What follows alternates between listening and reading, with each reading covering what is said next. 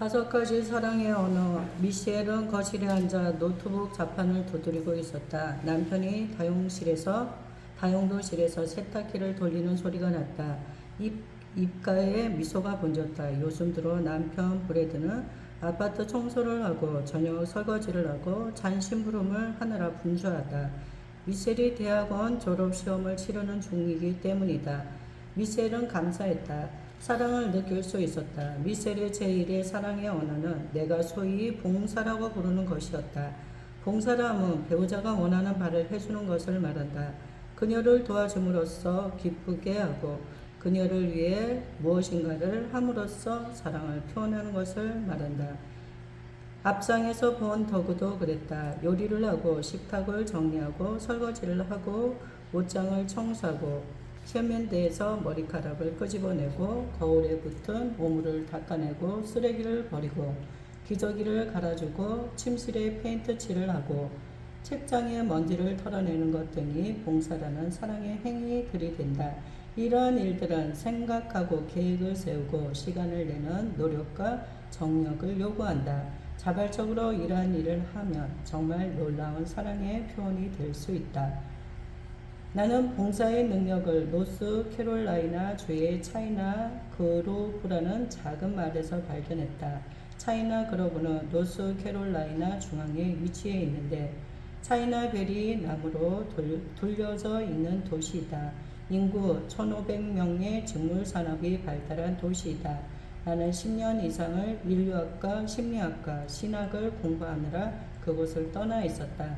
나는 1년에 2번씩 오렌지기들을 만나려고 그곳을 방문했다. 신 박사와 스미스 박사를 제외하고 내가 알고 있는 모든 주민은 공장에서 일했다. 신 박사는 내과 의사이며 스미스 박사는 치과 의사였다.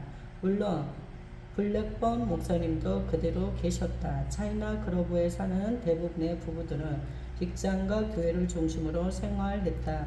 공장에서 일하는 사람들 간의 대화는 주로 감독의 결정이 그들의 직장 생활에 어떤 영향을 끼칠 것인가 하는 것이었다. 교회 예배는 주로 천국에서 누릴 기쁨에 관한 것이었다.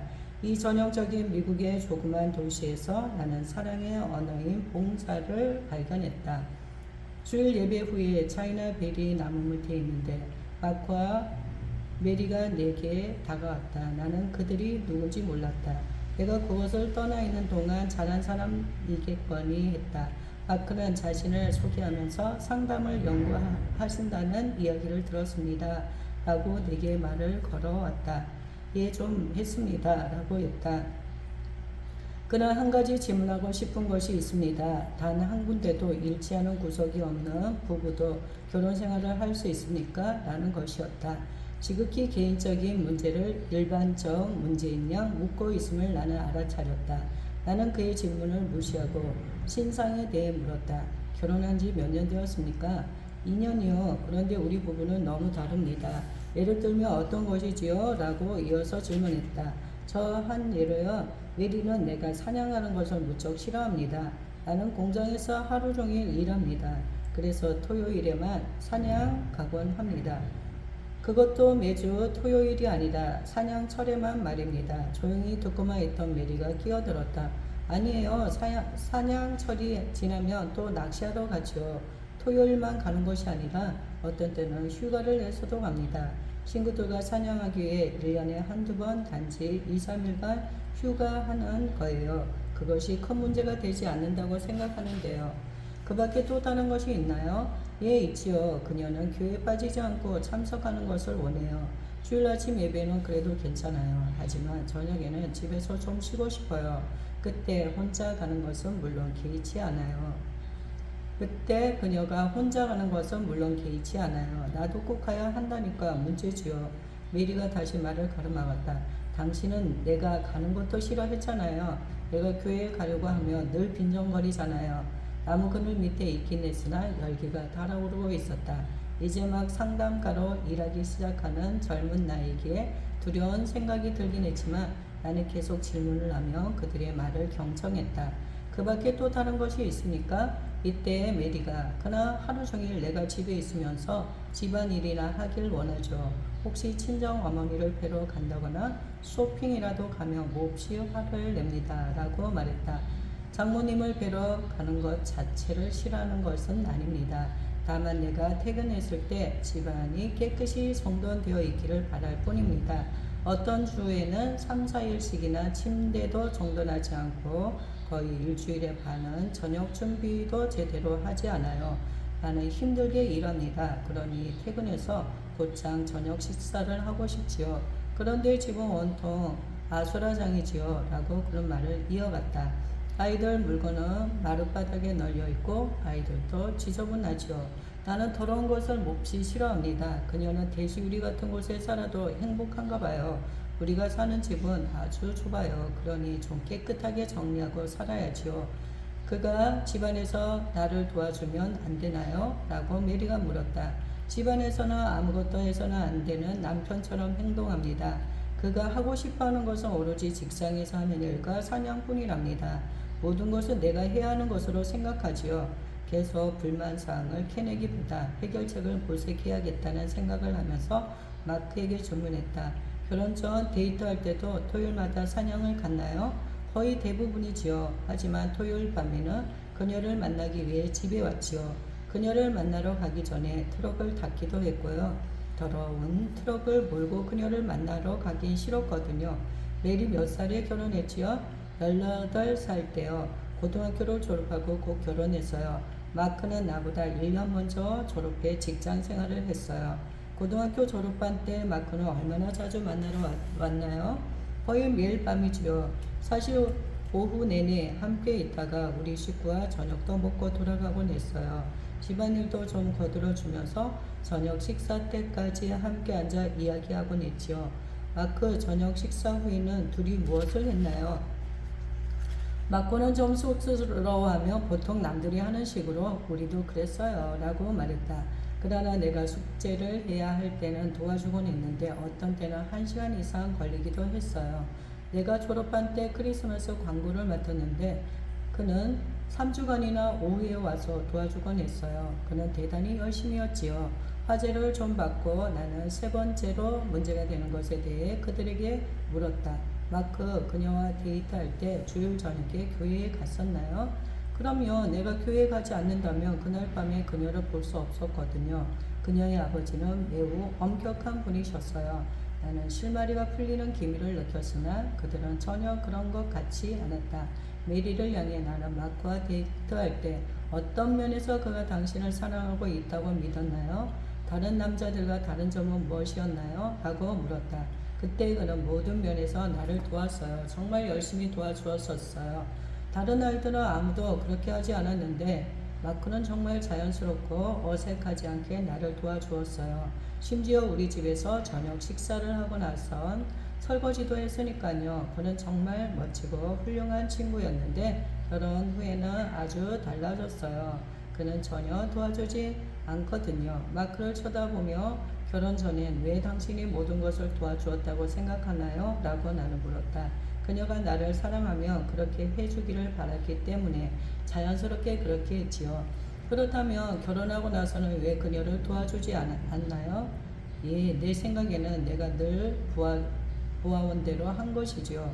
아버지는 직장에 나가고 어머니는 집에서 집안일을 했거든요. 아버지가 마루를 닦거나 설거지를 한다거나 그 밖에 집안일을 하는 것을 한 번도 본 적이 없습니다. 어머니는 집안일 외에 하는 것이 없었기에 요리를 하든지 빨래를 하든지 다리미질을 하든지 무엇이든지 철저하게 했어요. 그래서 나는 당연히 지금까지 살아온 대로 되어야 한다고 생각했어요. 내가 감지하는 것을 마크도 알기를 바라면서 또 질문을 했다. 마크, 조금 전에 내가 메리에게 질문했을 때 그녀는 데이트 시절 언제 당신의 사랑을 느꼈다고 했지요? 매사에 그녀를 도와주고 함께하는 것이지요. 그러면 당신이 이를 도와주지 않을 때 그녀가 사랑받고 있지 않다고 느끼는 것을 이해할 수 있나요? 그는 고개를 끄덕거리고 있었다. 나는 계속 질문을 했다. 결혼 생활을 해나가면서 당신의 아버지와 어머니의 모델을 따르는 것은 자연스러운 일이지요. 대부분의 사람들도 그렇게 해요. 하지만 당신이 메리를 잘 도와주면 태도를 너무 갑자기 바꾼 것 같군요. 그러니 그녀는 당신의 사랑이 사라진 것으로 믿은 것입니다. 메리를 향해 다시 질문을 했다. 내가 마크에게 데이트할 때는 왜 그녀가 원하는 것을 모두 했나요? 라고 질문할 때 그가 뭐라고 대답했는지 아세요? 자연스럽게 그렇게 되었다고 했지요. 맞아요. 그녀가 자기를 사랑한다면 자기를 위해 그렇게 해주어야 한다고 했지요. 그렇게 하는 것이 사랑을 나타내는 것이라 생각했기 때문이죠. 일단 결혼해 같은 집에 살게 되면 그는 당신에게 무엇인가를 기대하지요. 집을 깨끗이 청소한다거나 요리를 잘하는 것 등을 말입니다. 간략히 말해 당신의 사랑을 표현하기 위해선 그를 위해 무엇인가를 해야 합니다. 당신이 그런 일을 하는 것을 보지 못할 때 그가 왜 당신의 사랑을 느끼지 못하는지 이해하겠어요? 메리도 역시 머리를 끄덕거렸다. 나는 설명을 덧붙였다. 내 생각에는 두 사람 모두 서로에게 사랑을 표현하는 일을 하지 않기 때문에 결혼 생활이 행복하지 않은 것 같아요. 박사님 말씀이 맞아요. 내가 그를 위한 수고를 그만둔 이유는 그가 항상 요구만 하는 것에 화가 났기 때문이에요. 나를 자기 어머니같이 만들려고 하는 것 같았어요. 라고 메리가 말했다. 맞아요. 억지로 하려면 좋아할 사람은 아무도 없지요. 사실 사랑은 자유롭게 주는 거예요. 사랑은 요구할 수 있는 것이 아닙니다. 서로 부탁할 수는 있지만 명령해서는 안 됩니다. 부탁은 사랑의 방법을 안내해 주지만 사랑의 흐름을 나가버린답니다. 이때 마크가 끼어들었다. 아내 말이 맞아요. 사실 나는 아내에 대해 실망했기 때문에 비판하면서 늘 요구했어요. 내가 심한 말을 했어요. 이제 그녀가 화가 난 이유를 알 것 같습니다. 이쯤 되니 쉽게 풀릴 것 같습니다. 라고 말하면서 나는 주머니에서 메모지 2장을 꺼냈다. 자, 우리 이렇게 해봅시다. 이제 교회 계단에 앉아 목록을 만들어 봅시다. 마크, 당신이 퇴근하여 집에 왔을 때 그녀의 사랑을 느낄 수 있는 일들이 무엇인지 서너 가지 열거해봐요. 메리, 당신은 그가 어떻게 할 때 사랑을 느낄 수 있는지 서너 가지 적어봐요. 5분, 6분 지난 후 그들은 적은 목록을 4개 주었다. 그 목록은 꽤 길었다. 그들은 아주 상세하게 기록했다. 마크의 목록은 다음과 같다. 매일 침대를 정리할 것, 집에 들어섰을 때 아이들의 얼굴이 깨끗하게 씻겨져 있을 것, 퇴근하기 전에 신을 신장에 넣어둘 것, 퇴근한 후에 30분에서 45분 안에 저녁을 먹을 수 있도록 준비할 것. 나는 이 목록들을 아주 큰 소리로 읽으면서 마크에게 말했다. 메리가 이 4가지를 해준다면 당신은 사랑의 행위로 여기겠군요. 그럼요. 그렇게 해준다면 내 태도도 바뀔 거예요. 이번에 메리의 목록을 읽었다. 내게 기대하지 말고 일주일에 한 번씩 스스로 세차할 것. 퇴근하여 아기 기저귀를 갈아줄 것. 특히 내가 저녁 준비할 때 일주일에 한 번씩 청소기로 청소해 줄 것. 여름철에는 매주 한 번씩 잔디를 깎아 잔디가 너무 길어 내가 속이 상하지 않도록 할 것. 메리, 당신은 이 네 가지를 마크가 해준다면 그것을 당신을 향한 진정한 사랑의 행위로 받아들일 수 있겠군요. 그럼요. 그가 그렇게 해준다면 정말 좋겠어요. 마크, 괜찮겠어요? 할 수 있는 일인가요? 그렇고 말고요. 메리, 마크가 쓴 목록들이 어떤가요? 할 만한 일인가요? 그렇게 하겠어요? 그럼요. 할 수 있어요. 과거에는 해도 끝이 없어 포기했거든요.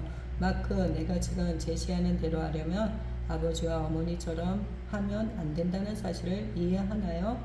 내 아버지는 잔디도 깎고 세차도 했는데요. 하지만 아기 기저귀는 갈아주지 않았고 청소도 하지 않았지요.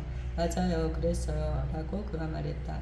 의무적으로 할 필요는 없어요. 그러나 이러한 일들을 하면 메리에 대한 사랑의 표현이 될 것입니다. 그러고 나서 나는 메리에게 이러한 일들을 하지 않아도 돼요. 하지만 이제 마크에게 당신의 사랑을 표현하고 싶다면 앞에 4가지는 굉장히 중요할 거예요. 앞으로 2달 동안 이것들을 해보고 어떻게 되나 봅시다. 2달이 지난 후 더 첨가할 것이 있으면 서로 이해하도록 합시다. 그러나 한 달에 한 가지 이상 첨가하면 안 돼요. 정말 그럴듯하군요. 하고 메리가 말했다. 마크는 당신이 우리를 도와주셨어요. 라고 말했다. 그리고 그들은 손을 잡고 차 있는 대로 걸어갔다. 나는 이러한 일들을 교회가 해야 하는데 상담가가 된 것이 참 보람 있군. 이라고 독백을 했다. 나는 차이나 벨이 남아에서 있었던 일을 결코 잊을 수 없다. 여러 해 동안 연구한 후에 마크와 메리가 아주 독특한 상황을 보여주었음을 알았다. 똑같은 사랑의 언어를 가진 부부를 만나기란 쉽지 않다. 마크와 메리는 모두 봉사가 그들의 제1의 사랑의 언어였다. 수많은 부부는 배우자가 자기를 위해 하는 봉사로 사랑을 느끼기에 그들의 사랑의 언어도 마크와 메리의 경우와 같다고 할 수 있다. 신발을 정리하고 기저귀를 갈아주고 설거지를 하고 세차를 하고 청소를 하고 잔디를 깎는 것들은 제1의 사랑의 언어가 봉사인 사람들에게는 큰 소리로 사랑의 언어를 구사하는 것이다. 마크와 메리의 제1의 사랑의 언어가 똑같은데 왜 그토록 많은 어려움을 겪었을까 의아해할 수도 있다. 그 이유는 그들이 서로 다른 언어를 구사하고 있었기 때문이다. 그들은 서로에게 무엇인가를 해주었지만 그것들은 상대에게 중요한 것이 아니었다. 그들이 구체적으로 생각했을 때 그들이 독특한 언어를 쉽게 알아냈다. 메리에게 언어는 세차를 한다거나 기저귀를 갈아준다거나 청소를 한다거나 잔디를 깎는 것 등이었다. 반면에 마크에게는 침대를 정리하거나 아기 얼굴을 깨끗이 닦아주거나 신발을 신장에 넣거나 그가 퇴근했을 때 저녁 식사를 하고 있는 것 등이었다. 그들이 서로에게 맞는 언어를 구사하기 시작했을 때 그들의 사랑 탱크는 채워지기 시작했다. 봉사가 그들의 제1의 사랑의 언어였기에 서로의 언어를 배우는 것은 상대적으로 쉬웠다. 마크와 메리의 이야기를 매듭짓기 전에 세 가지 중요한 지혜를 말해야겠다. 첫째, 결혼하기 위해 하던 일을 결혼한 후에도 한다는 보장은 없다. 결혼 전에는 사랑에 빠진 힘으로 무엇이든지 한다. 결혼 후에는 사랑에 빠지기 전의 상태로 돌아간다. 우리가 하는 행위는 부모나 자신의 성격이나 사랑에 대한 이해나 감정이나 욕구나 욕망 등에 의해 영향을 받는다. 한 가지 분명한 것은 사랑에 빠진 상태에서 하는 행동과 일반 상태에서 하는 행동은 같지 않다는 것이다. 둘째, 사랑은 선택이지 강요하는 것이 아니라는 것이다. 마크와 메리는 서로의 행동을 비판했지만 아무 소용이 없었다. 그러나 명령하기보다는 부탁을 하자 결혼 생활이 달라지기 시작했다. 비판과 명령은 더 멀어지게 하는 경향이 있다. 비판을 많이 하면 당신의 배우자는 당신의 뜻에 동의할 수는 있다. 당신이 원하는 것을 할 수도 있지만 그것은 사랑의 표현이 아니다. 반면에 부탁을 통해 상대방이 사랑할 지침을 줄 수 있다. 즉, 차 좀 닦아주면 참 좋겠어요. 아기 기저귀를 갈아주면 좋겠네요. 잔디를 깎아주면 좋겠어요. 라고 부탁할 수 있다. 그렇지만 사랑하고 싶은 의지는 불러일으킬 수 없다. 우리는 매일매일 배우자를 사랑할 것인지 아니면 사랑하지 않을 것인지 선택해야 한다. 사랑하기로 선택한다며 배우자가 요청하는 것을 함으로써 효과적으로 사랑을 전달할 수 있다. 셋째, 배우자가 내 행동을 비판할 때 거기서 우리는 배우자의 제1의 사랑의 언어를 알 수 있다. 이것은 성숙한 사람만이 알 수 있는 것이다. 사람들은 자신의 가장 깊은 감정의 욕구가 있는 부분에 대해 배우자에게 가장 큰 소리로 비판하는 경향이 있다. 비효과적이긴 하지만 그러한 비판은 사랑을 간청하는 한 가지 방법이다. 일단 그것을 이해한다면 그 비판을 좀 더 생산적인 방법으로 받아들일 수 있다. 아내는 남편에게 비판을 받은 후에 당신에게 그것이 그토록 중요하군요. 왜 중요한지 설명 좀 해줄 수 있어요? 라고 말할 수 있다. 비판은 가끔 명확한 설명이 필요할 수 있다. 그렇게 대화를 시작하면 점진적으로 명령보다는 부탁으로 바뀌게 된다. 마크가 사냥하는 것을 메리가 계속 비난한 것은 사냥 자체가 싫어서가 아니다. 싫어서가 아니다. 세차도 하지 않고 청소도 하지 않게 만들기 때문에 싫어한 것이다. 그녀의 사랑의 언어를 터득하고 그 요구를 들어주자 그녀는 사랑을 허락하게 되었다.